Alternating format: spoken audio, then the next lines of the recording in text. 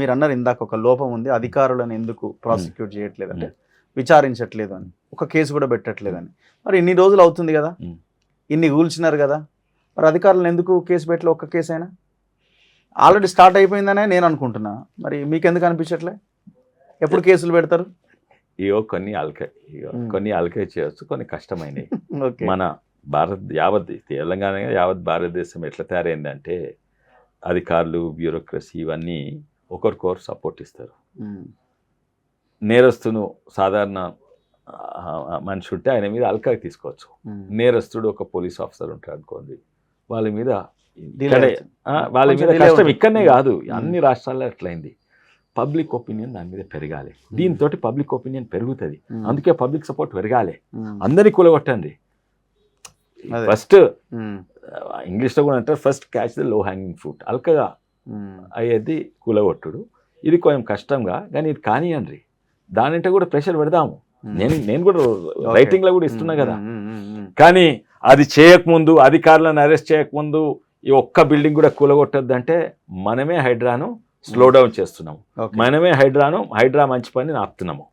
ఒకవేళ మీరు ఫస్ట్ ఆ మంత్రి కూలగొట్టండి, ఈ మంత్రి తర్వాత నాది కూలగొట్టమంటే, లేకుంటే తర్వాత అయినది కూలగొట్టమంటే మనమే హైడ్రాని స్లో డౌన్ చేస్తున్నాం. హైడ్రాని పాపులర్ చేయాలి, సపోర్ట్ చేయాలి. అప్పుడు హైడ్రా వీళ్ళంటే కూడా పడుతుంది. నా పాయింట్ ఏంటంటే, ఇప్పుడు ఇది జీవో రూపంలో తీసుకొచ్చారు. ఇప్పుడు ఎవరైనా కోర్టుకి వెళ్తే మళ్ళీ కోర్టులో ఏం జరుగుద్దు అన్న ఒక టెన్షన్ కూడా ఉన్నది. అవును. అందుకే ఈ అసెంబ్లీని ఇమీడియట్గా సమావేశపరిచి దీన్ని చట్ట రూపం తీసుకొచ్చి టోటల్ రాష్ట్ర వ్యాప్తంగా ఈ హైడ్రాని విస్తరిస్తే బాగుంటుందేమో అని. చట్టం చేస్తే ఇంకా దానికి ఇది ఉంటుంది కదా, లీగల్ గా కూడా ఇబ్బంది ఉండదు. అవును. అయితే అది నేను కూడా మంచి ఐడియా, వేరే దగ్గర అది మంచి ఐడియా. మీరు రేవంత్ రెడ్డి గారికి, సీఎం గారికి ఉత్తరం రాయండి, అది చేయండి. బహుశా ఆయనకు కొంచెం బలం ఇచ్చినట్టు, హైడ్రాకు కూడా బలం ఇచ్చినట్టు అవుతుంది. అది మంచి ఐడియా, చేయండి. నాకు కూడా అది తట్టలేదు. ఇది మంచి ఐడియా, చేయండి. కావాల్సి నేను కూడా ఎవరికైనా మీరు చెప్పండి. అయితే అది చాలా మంచి ఐడియా. అసెంబ్లీలో లెజిస్లేషన్ తీసుకురండి. సో ఇంకొకటి, ఇప్పుడు అందరూ ఫామ్ హౌస్లు కట్టుకున్నారు కదా, మీకు అనిపిస్తున్నదా వీళ్ళందరూ ఫామ్ హౌస్లు కూలుతాయని? ఆల్రెడీ వీళ్ళు తేల్చేసారు 111 జీవో పరిధిలోకి హైడ్రా అయితే ఇప్పటివరకు లేదు, బిఫోర్ ORR అనే కనబడుతున్నది. అదంతా 111 జీవో పరిధి అంతా అంటే అమీన్పూర్ 111 జీవో లేదు కదా, అక్కడ లేదు. ఇది 111 జీవో సంబంధించింది కాదు, ఇది లేక్స్. అయితే ఫస్ట్ 111 జీవోకు ఎన్నో ఇర్రెగ్యులారిటీస్ ఉన్నాయి. అమీన్పూర్లో వేరే తీరు ఇర్రెగ్యులారిటీస్ ఉన్నాయి. 2 అంతస్తులు కట్టే దగ్గర 10 అంతస్తులు కట్టిండ్రు. ప్రతి జాగాలో ఎన్నో లోపాలు ఉన్నాయి. అట్లా చూస్తే అనుకుంటా 80% ప్రతి బిల్డింగ్లో లోపం ఉంటుంది. ప్రతి బిల్డింగ్లో లోపం ఉంటుంది. ఇప్పుడు ఈ బిల్డింగ్, నేనున్న బిల్డింగ్ పర్మిషన్ ఉన్నది, కానీ మీద మేము ఇట్లా స్టీల్ తోటి కట్టినాము, దానికి లేదు. అంటే చిన్న చిన్న బాల్కనీ గింత కట్టమంటే గింత కడతాం. ప్రతి దాన్ని ఇంకా పోతే అది అసాధ్యము. ముఖ్యంగా ఏంది ఉద్దేశం ఏంది, లేక్స్ గవర్నమెంట్ ప్రాపర్టీస్. అయితే లేక్లలో కూడా, చెర్లలో కూడా ఫస్ట్ FTL లోపల తప్పనిసరి కూలగొట్టాలి. తర్వాత బఫర్ జోన్ ఎంట పడండి.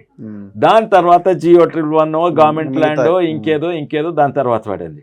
నువ్వు ఫస్టే అన్ని GO1 అంటే అది అసాధ్యము. అండ్ ఇంకోటి GO1 గురించి నేను సపరేట్ మాట్లాడతాను. ఆ GO1 చట్టంలోనే లోపం ఉంది.